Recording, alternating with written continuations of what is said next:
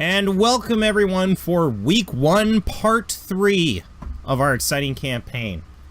The music in this place, describe it to me, Francisco. What's the music like? It's it's a mix of everything.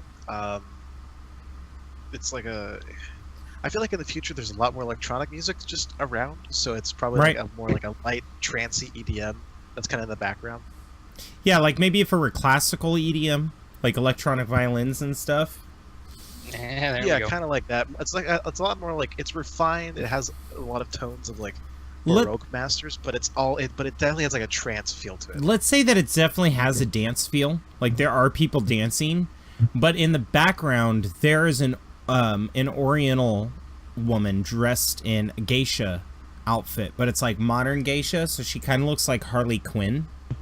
And it's more, she's singing an operetta to it, so it's a lot like Fifth Element, you know, that opera piece? It's a lot like that. The electronic music mixed in with the opera, and it's a live performance. Awesome.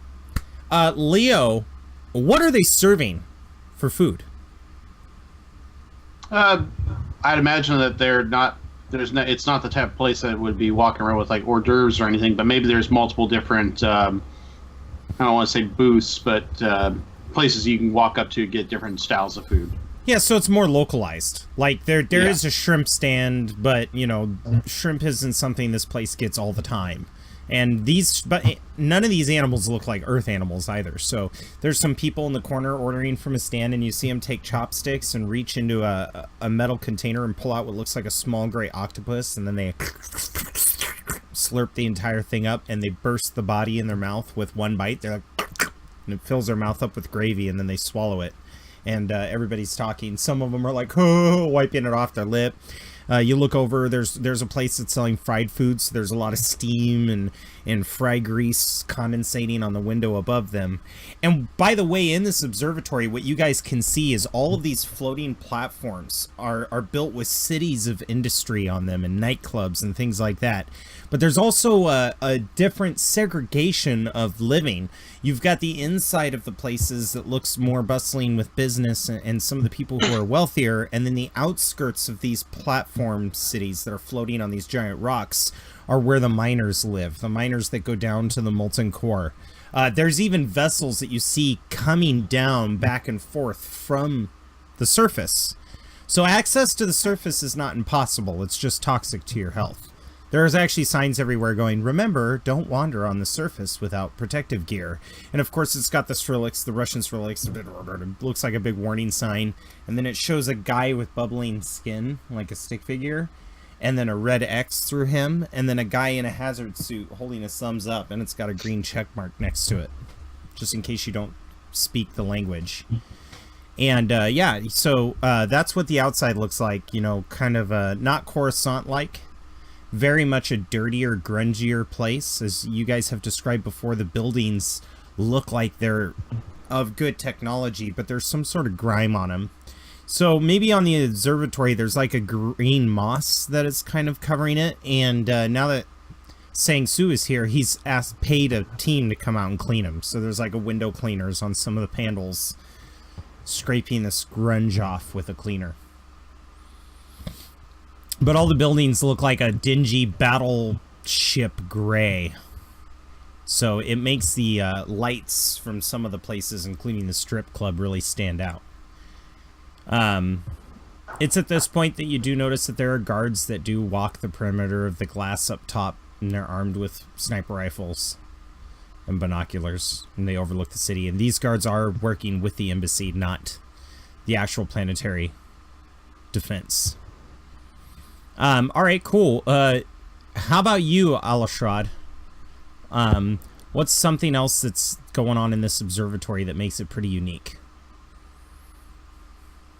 I'm thinking the games, they're boisterous, but they're subdued. It's like there's circles of people here and there playing this game, playing that game, but as active as they are, it's like their own little atmospheres for each table. It's like everybody's punched in and Okay, I'm thinking like Warhammer 40K tournament or like a Magic card tournament, Yeah, there's like a small handful of players with people surrounding them, and occasionally you'll get the hey, but then it goes quiet again. Excellent. Like it's intent, but isolated. So we're gonna cut to a scene where there is a guy's walking over and he's cleaning some dishes in the little waste bin there that's kind of like a centralized waste bin, almost like a dumpster system. And he goes walking back and he hears something from the offices for a moment. He hears, and then he kind of shakes his head and continues forward. And the screen pans into Ronan, who is laying on a crumpled sheet that's on the floor, and you spin to your back. And you and Lee Su are covered in sweat. And you see her chest rising and lowering as she's trying to regain her breath.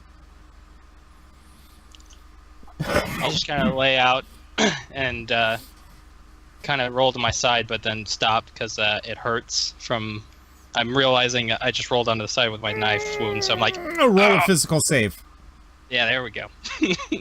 Throws up all yeah, over. let's see how well... Let's see, like, if you flinch too hard. No, you take it like, it hurts so bad, but you're like, She has no idea you're in so much pain. She actually even playfully, like, swats at you as you guys are talking, and you're like, Oh, you. She goes, well, as she's tracing your pecs with her finger and examining your physique, she says, I suppose you need to get back to the guys. And that's when you remember you're supposed to get drinks, and this is all about information gathering. Yeah, I guess I do, but if you have time later, I can go for round 2. Oh, please, isn't this round 4? She winks at you. Or have you lost count? Math wasn't my strong suit. I start getting my clothes back on and get them all together. Yeah, she smiles and zips up her top. And she goes, well, it was mine, but my entire family's been bred with good mathematics.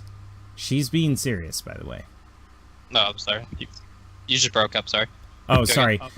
She stands up and she says, my family's bred with good mathematics. And she's being serious. It's not a joke. I'll just kind of... That's very good to know. And she climbs into her jumpsuit, and before you even say anything, she just leaves the office as you're getting dressed. That always happens.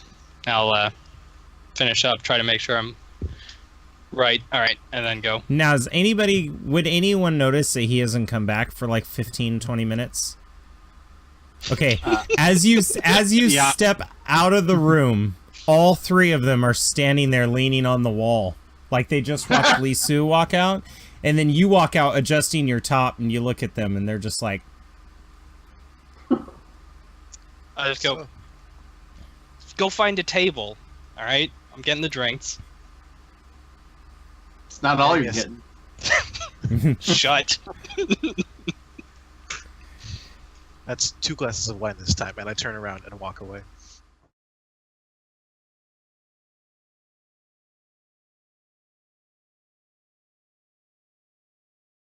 And welcome back, everyone. Jarl Goats here. We are continuing onward after my network connection. I am going through a bad snowstorm, so if the voices sound choppy, I apologize, but we still want to do this, so let's move into the game. Now, you guys, he's going to the bar, and I was just about to ask you guys where you want to get the table. It's very clear where Tsang Su works. I don't think we'd approach him directly. I think we'd find a place near him and then approach him afterwards. Okay, yeah, you find a place near him. And like Leo has described, this is it's more of a food court. You get up and you go and you choose your food. There's no real staff that are helping. Well, at least I don't have to be paranoid about waiters. I did not hear that because you roboted this time. Yay! I said at least he doesn't have to be paranoid about waiters. That is true. That is true. So, yeah, you guys are sitting there. Let's start with Ronan at the bar. Okay. Yeah, I'll walk up and try to flag down the bartender. Yeah, this burly Russian guy comes over and he goes, "Yes, what can I help you with?" I need water, 3 whiskeys, and 2 whatever kind of wine you got. All right, we have wine here. It is a miner's delight, very delicious. So we will get that, and I will also get these. That'll be 15 credits. Yeah, open the tab on Francisco de la Cruz. Jose de la Cruz. Okay, open tab. That'll be 50 credits. I'll just put it on tab. There you go. Thank you, sir. 62 credits total. Make a note of that, Ronan. 62 credits 62 on the tab. Credits.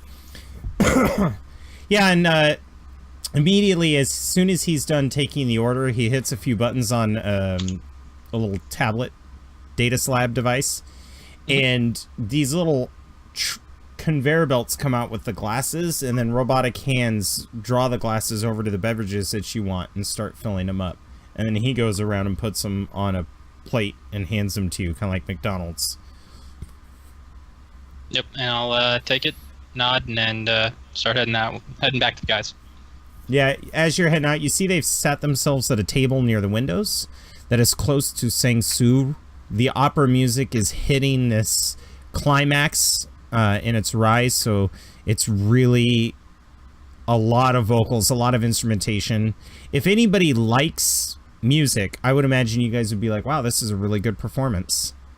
And then, Ronan, you see behind them, Lee is whispering into her father's ear and then looking up at you and your group. So it sounds like she might be seeking an audience. I'll make my way over to the guys, and when I set the drinks down, I'll go, we will probably be having company soon. As I set the drinks down and start passing them out. I take my wine and I ask, "Oh, how and I'm soon?" gonna nod over towards Lee. Well, I look out of the corner of my eye to see, notice that he's talking about Sue. All right, why don't you roll a perception check? Oh. And if you fail, it's not that you don't see them; it's just how casually are you doing this? Are you just like making eye contact with him, like breathing heavily and? So, perception.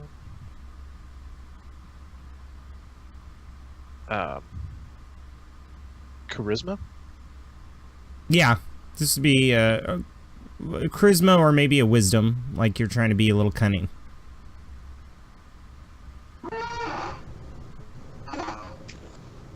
Let's go wisdom. Hey, that is a success with an 8, everyone. So, you succeed. They don't notice you, but you do notice that he's nodding to her and thanking her, and then he's, like, packing his stuff up. Like to leave? Yes, that's what it appears. And I'll kind of nudge Francisco and be like, "Come on." I down my wine very quickly and I put it back in the tray. Yeah, you down your wine, and it's like cheap boxed wine, and it still tastes like the metal container it was made in, so it has kind of like a canned wine taste. And as you're frowning at the glass, wishing that you hadn't drank all of it at once, a shadow kind of peers over the table, and you see Tsang standing there next to you. Mr. Sue. Do you say that with your stink face, or are you composed now? I've composed myself very quick. This is not my first rodeo with cheap wine. Yeah, so you're like, ew, gross. And then Tsang walks up, and you just say, Sue.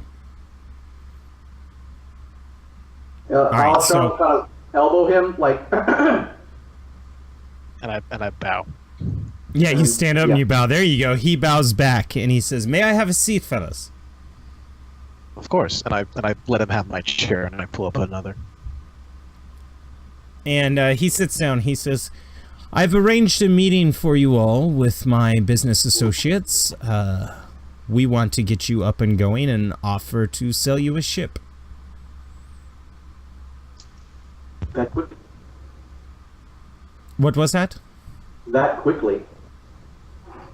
Well, I mean, I figured you guys would want to get off-world. Sure enough. It is no secret Santiago bragged about you wanting to be your own independent businessman anyway, Francisco. This is true. It's about time I help spread the family's fortune a bit. Again, I owe you a life debt, and we will cut you a good deal. Just let them know I sent you. Excellent. Where should we meet them? We're not going to meet. You just go pay for a shuttle to take you up to the hangar, or the space station, so that you could choose one of the craft. I assure you it is atmospheric ready. Most of our ships are. But some of them aren't, so you may have to pick from a few. Understandable. I assume you're here for a reason. Well, mostly to speak to you for the time being. What can I help you with? Well, first, thank you for providing accommodations. This was very generous of you. Well, I wish I could give you something a little more personalized. He looks down at your generic uniforms. Ah. He totally capped a big heart at the front of his. Yeah. I think the only one his eyes stop on is Leo, because he sees that some of the buttons, instead of being buttoned in the right place, he missed one. So his shirt's doing that hoop kind of thing. Like one side is longer than the other. Well, it was rather short notice, so it's completely understandable that we couldn't get more personalized items. Well, I feel terrible about your loss, and I owe you mine and my daughter's life. Thank you. And Speaking of loss, sir, would it be possible to make a salvage attempt on what's left of the ship? oh, you could go down there if you'd like. Yes, there's mining vessels that go down there all the time. We could triangulate where the wreckage might be. You might even be able to talk to some mining surveyors. They could help you find it, but all you would need is hazard suits.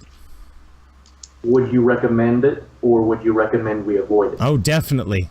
If you don't get to it, scavengers will. So if there's any personal belongings or sentimentals of your uncle's that you need, I'd recommend you take care of that. But first, you're going to need some money.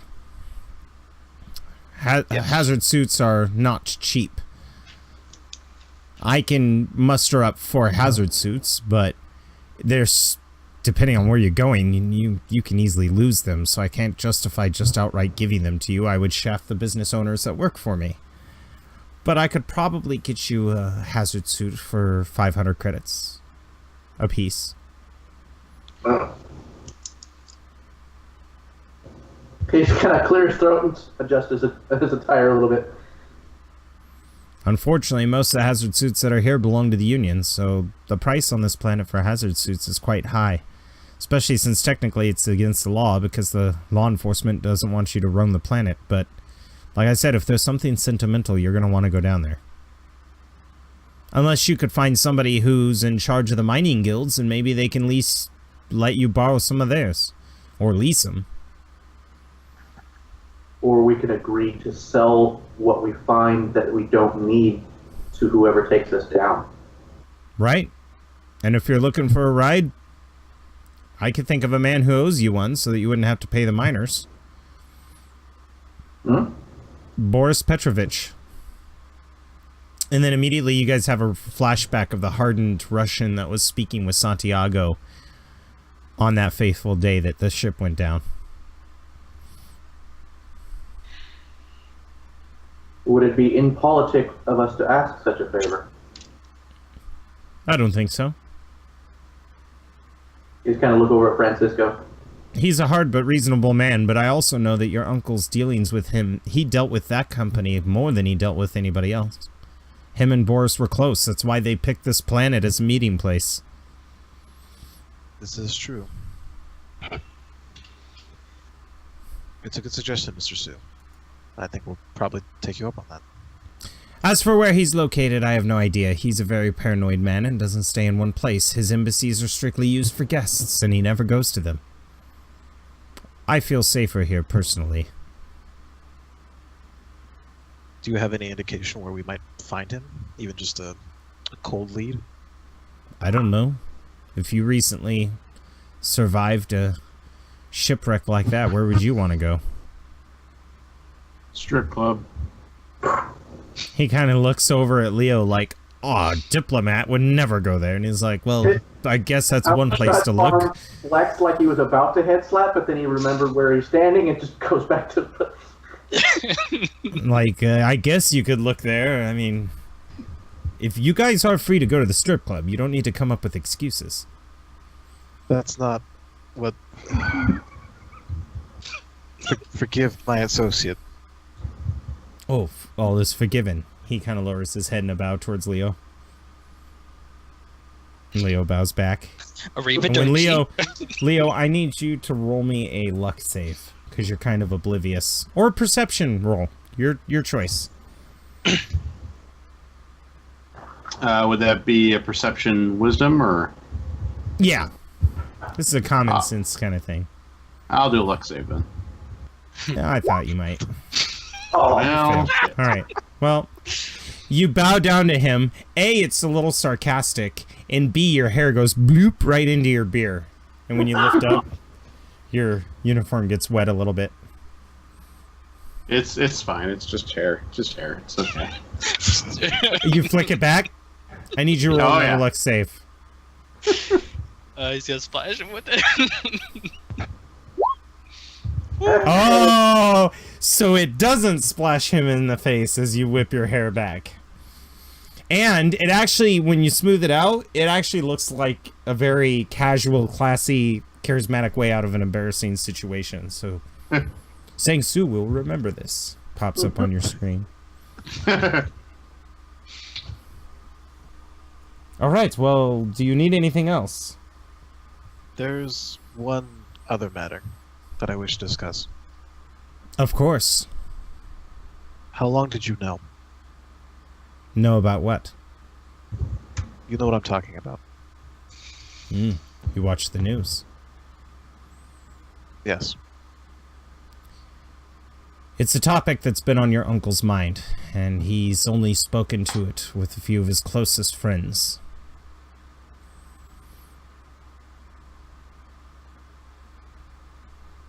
Did he ever tell you why he didn't bother to tell me? Yes. He knows how you felt about the constrictive government there. He also knows that you're a fighter, and a rebellious one at that. He thought you would do something stupid. But taking you on this diplomatic mission was important. We were all meeting to find out what we were going to do about it. The Jose de la Cruz organization handles a lot of dangerous shipping throughout this sector of Asgard Omega. And with your entire family and 6 of their best pilots and captains dead,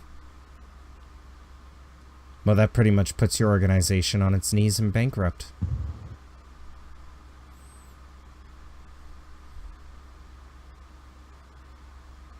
Did he mention anything about cargo that he wasn't supposed to have? No.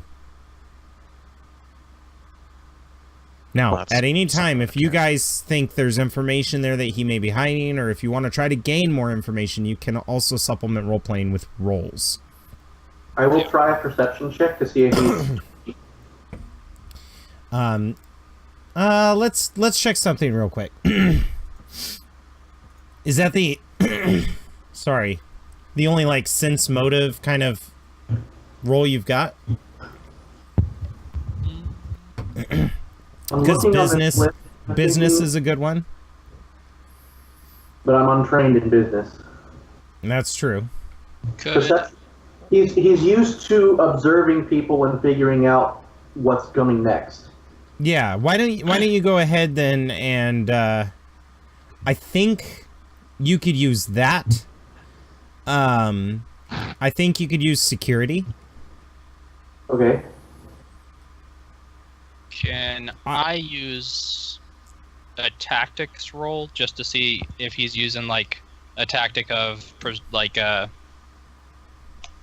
fuck, what do you call that? Deflecting. Evasion. It's a good question. You could make an intelligence tactics roll because you're thinking of the conversation from a structural standpoint. Okay. I'm going to roll that. Okay, so as far as security goes, Alashrad, nothing out of the ordinary piques your interest. What about you, Leo? Is there anything you want to try to roll? Yeah. Yeah.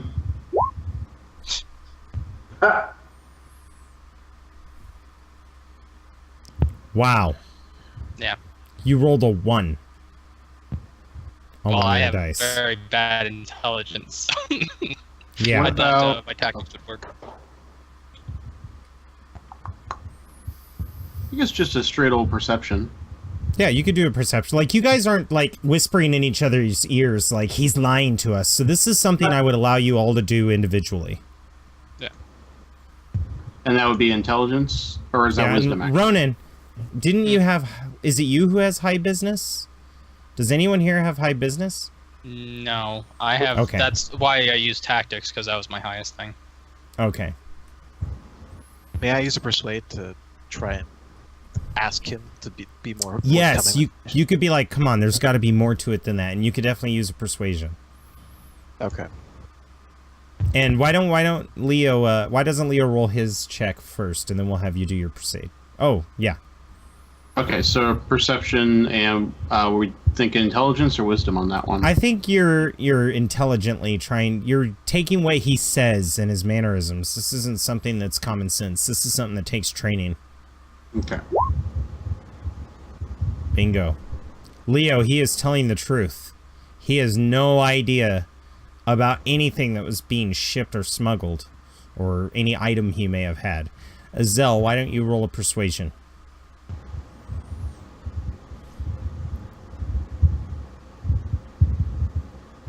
Charisma, I assume. Yes, this is charisma based. You're laying on the personality. Okay, yeah. How do you persuade him? What do you say? I want to hear what you say.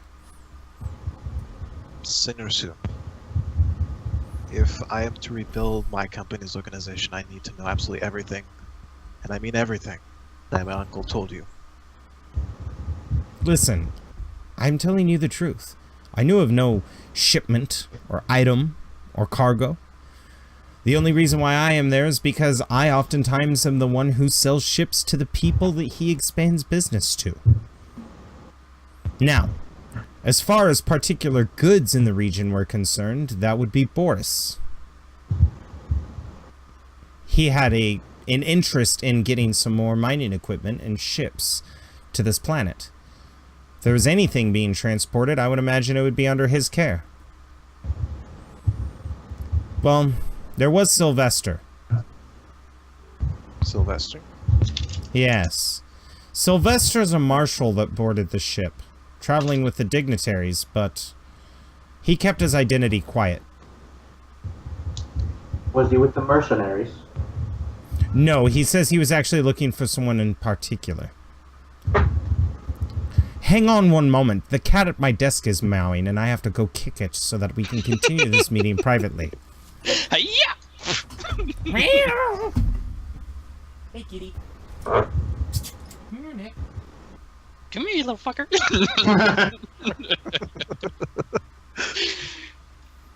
Meow, you little shit.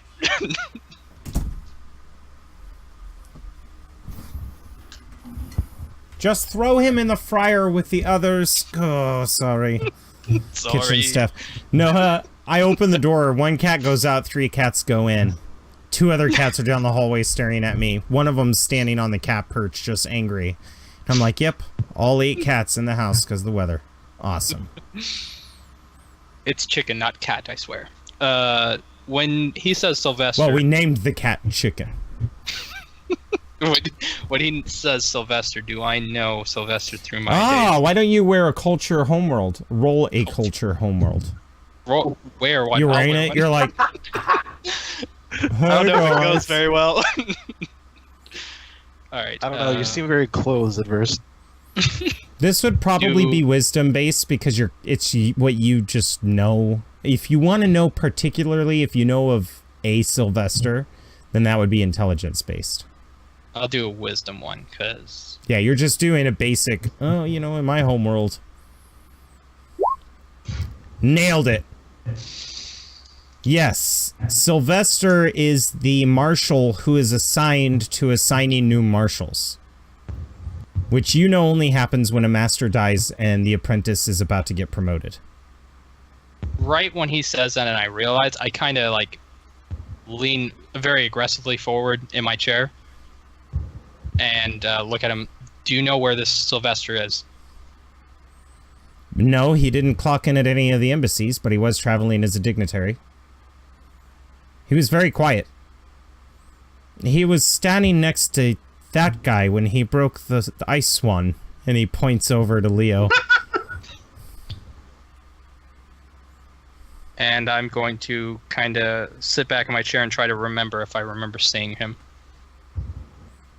Roll a perception wisdom. Ooh, that's good.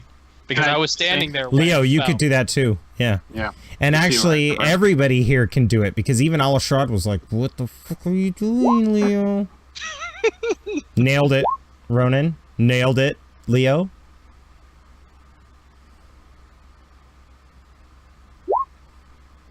Nailed it, Francisco. And Alashrad nailed it. Yeah, we all got it. Yes, he did. So all of you remember the guy. He was a dapper-looking gentleman with a white, curly mustache. And he was drinking wine with a woman or drinking beer. He was the noble that wasn't at the wine stand. He was the noble that preferred the shit alcohol that Leo was going to buy. In fact, you guys also remember seeing him in the hospital. He was the guy that was watching the waiting room. I was being all weird about it. Fuck. Ronan, what is your facial expression? Facial expression is realizing who that is, what he is here for, and trying to put it together why he's here, like who died. And I'm trying to think of any other marshals that could be in the area that I may have went through training with or anything like that. Right. You could probably look up some names in a database too. Marshals are secretive, but they still clock in like legally. Yeah. So I'm just kind of sitting back, drinking my, finishing my first glass of whiskey and grabbing the next one.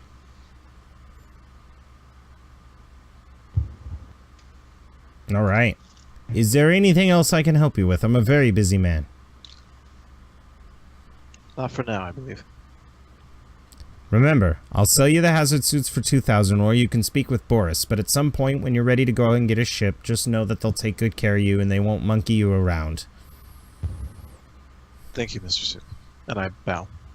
And he bows back, and as he gets up, he steps away and then grabs your shoulder. I don't know why, Francisco Jose de la Cruz, but know one thing. I know of your family and their seductive ways with women. For some reason, my daughter has asked to be the personal liaison for your team. I suspect you'll treat her right. For if she's going to be with anyone, it's going to be a captain. And then he walks away. You're almost like, whoa, whoa, Captain. No. Captain? No. He's gonna slowly turn and look over at Ronan. And then as he leaves, and Lee goes with him, she doesn't make eye contact with you guys. She's like, business done, business concluded, and she just continues moving. But you guys realize, you don't even have a captain for your group. So is anybody gonna volunteer, or? I down the next glass very quickly and put it back down. Hand in the water to kind of wash the taste out. Yeah, you're mixed. You've got the water that you hand him, and there's a long straw sticking out of the glass. I pluck the straw out and I just start downing it, then put it back. Well, Captain. Captain. That's a bit of a heady title. It also fits. Well, I ain't gonna be captain. We all know I would not make a good captain. He's right about that. Outside of Leo, I feel like any of us could be a decent captain. Oh wait, hold on a second here. Now, why are we doing? What's with that? Leo, you want to be captain? No, not at all. There you go. Leo's eyes fall down to a straw. I got and an he idea. remembers. Yeah. So I pull out the straw, and I start cutting it up, and then I'm like, okay, we're gonna draw straws, and whoever gets the smallest one is gonna be captain. Wait a minute. We're gonna decide the fate of everybody's life on one man through straws. Yeah, why not? Sounds perfect to me, to be honest. No more ridiculous than what we've been through already. All right, hang on one second. We're gonna do this the rad way. I don't even want my audience to know. Okay. Let me re-roll that because I hit the ground. All right. Everybody roll a d10. Let's roll 1d10.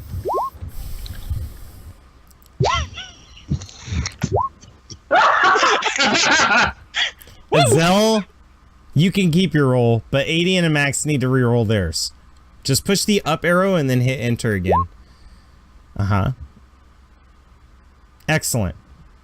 If this were Price is Right, and they were guessing the price of the showcase, there would be an alarm indicating that one of you hit the number on the dot, and that person was Azel. Azel, what is Francisco's face when he has the as everybody's comparing straws in the middle, you realize you have the smallest straw? Oh shit. Is essentially what his face is. It's just like, oh, I now have to actually do stuff. Not that he doesn't want to, but at the same time, I don't think he was ever like really prepared for this. Yeah, it's kind of like being promoted to sergeant of a squad in World War II. You know, it's our duty and it's an honor, but at the same time, you're kind of hoping it was somebody else. Yep. Also, yeah, you go. as someone who plays in another of James' games, this is remarkably similar to another situation that another one of my characters is in. Anyway, moving on. Yeah, and actually, you see that the second longest straw was Alishrad's. Yo, he's just gonna stare at like, what does that mean? He's like, okay, that's the short one, but this is the second short. Which one is what? So, I guess you're my first mate. What is mate? Oh, well, you see, Alishrad, when a man meets a woman, and you just happen to be his first. In the other room. The 2 minutes? Oh my god, I just got that. Well, Captain, I can think of no better man to lead us. You're also behind the drinks. Hey, can we get another round over here? Yeah, and the bartender looks up and nods and adds it to your tab, and then grabs the drinks and brings them over to you. Who's paying? How much was that? Oh, so far you are up to 78 credits. There we go. It's 50 credits to open a tab. I turn to Ronan and I say, "Cago en tu leche," and I just slam a glass down. Arrivederci, my friend. Arrivederci. I'll take a whiskey too. Yeah, you guys take whiskey. And as you guys are up here talking, that's when you hear like coming from across the street, because it's in the middle of songs up here. So like once the song dies down and another, like they're getting ready to put on another act, you just hear this bassy thumping coming from across the street. I will get up and go look out the window. Yeah, you look and you see like a neon of a girl like sitting on her ass leaning against a pillar, and then the neon is lifting up her leg in a sexy position. It's not even a hologram, it's just a shitty neon. And there's a lot of lights, like you see a television feed underneath it. It's really colorful and it's like girls, girls, girls, girls everywhere. Even the shittiest drinks taste better with women. Well, gentlemen, I say our fair captain pays the bill, and we go have some fun. Yeah, let's. Yeah, so you guys go down. Yeah, I imagine you guys exit the observatory. Yeah. Yeah, so pay your bill of 82 credits. And you go down to the bottom floor, and the exit of the embassy isn't far off. And you guys are on the street now, and the street's busy here, you know, people walking around, going home from work. But not too much of the market traffic. Okay. If no one minds, I will lead the way towards the strip club. Yeah. Yeah. This time Al's in the back. He's going, no. There we go. And I'm in the back like, come on now. It'll be okay.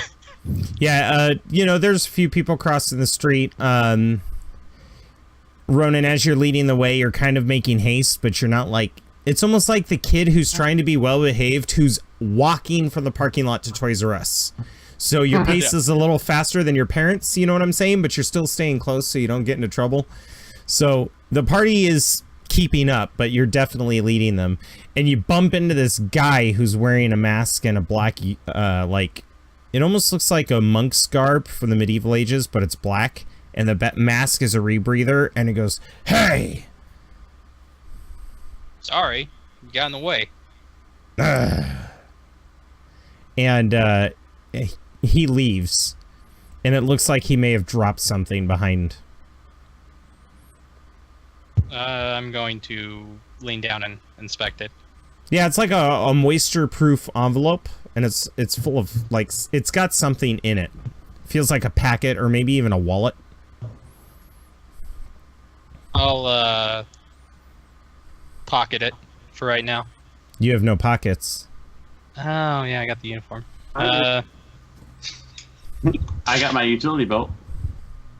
You know, as he's the guy's walking off, I'll just kind of turn around and open it. Okay, right in the middle of the street, you open it. There's a black leather, like, it looks like a flip notebook inside the bubble wrap that's in this little packaging, and a little paper slip that's inside as well. I'll dump it out into my hand. Yeah, you dump it out, and you realize a marshal's badge falls into your hand as it flips open in your palm. And it has your name on it, and the paper does, and it gives you coordinates to, like, log into on the web so that you can register as a marshal. I'm just going to be staring at it, because I know what this means. Kind of look over and down, and then back up.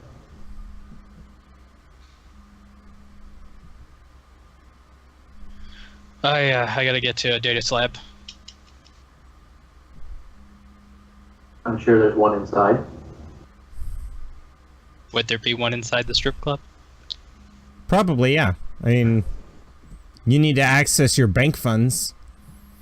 So there's probably some terminals so that you can do some sort of exchanges.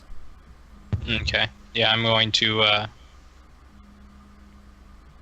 try to put on a smile for Francisco and Leo. And all right, guys, let's go. We're burning daylight. Did you roll a persuasion? Yeah. Could I roll? That's a charisma persuasion. Yeah. Could I roll a perception to see if I recognize if it's got his name on it from that glance?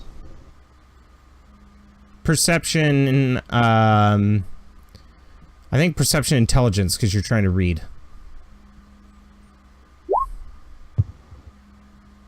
Everybody believes you're having a grand old time. Alatrod read your name off of that sheet. Yeah. He may not know what that means, but he knows that the envelope was to you. Yeah, and it makes you... I think you realize then that the guy in the robes was Sebastian. Or Sylvester Sebastian.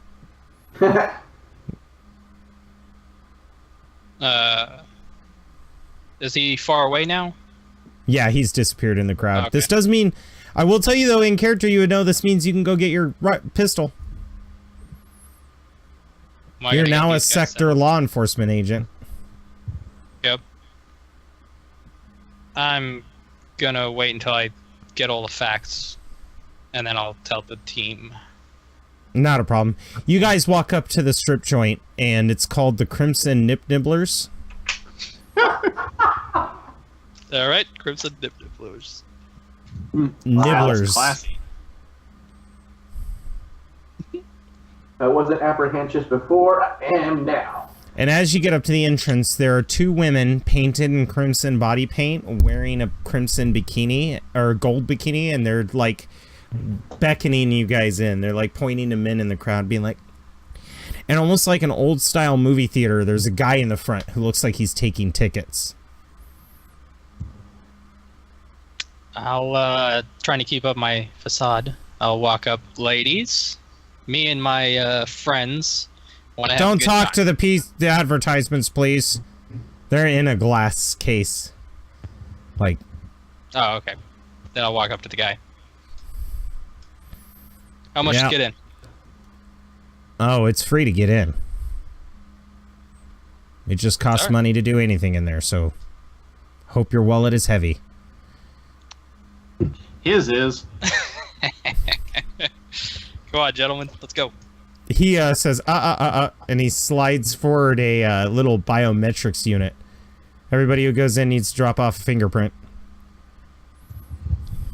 Oh, shit. Alright, fine. I'll just put my thumb on it. Yeah, you put your thumb on it. It's like, thank you, officer. Hope you have some fun in there. Officer? Officer? Might be a glitch in the systems. Yeah, that's probably what it is. And then he gets everybody's fingerprints. I can take a look at the systems if you want. No. It's all right. Hey, Leo, you're thinking about work. No, it's fine. It's fine. It's fun. This is fun. You see one of the girls knocking on the glass, and she does this to Leo. Go inside, she says. Oh, I better go inside. I can look at it later. And do you guys give your fingerprints as well? He will, very reluctantly. Are you security? He says to you. For the moment. It's your responsibility to get your people out. He'll thumb at Francisco, who's in the diplomat outfit. Mm-hmm. Yeah, he says it's your responsibility to get your people out if they start getting rowdy. Because we will beat them to submission if we have to. He kind of looks over at Leo. What? It was one time. It's an honest mistake. He kind of shrugs and walks in. Yeah, and you guys all move. I think Leo sounded like he was the first one in, right? Like everybody was convincing him to leave the guy alone, and he's like, nope, I must go. So you open the door, and it looks like midnight bowling in there. And you see the women dancing on the different platforms, and lights are shining in your eyes, and you just get starstruck. And that's where we're going to end part 3 of episode 1, everyone. We will be back for part 4 in a wee bit. Bye-bye.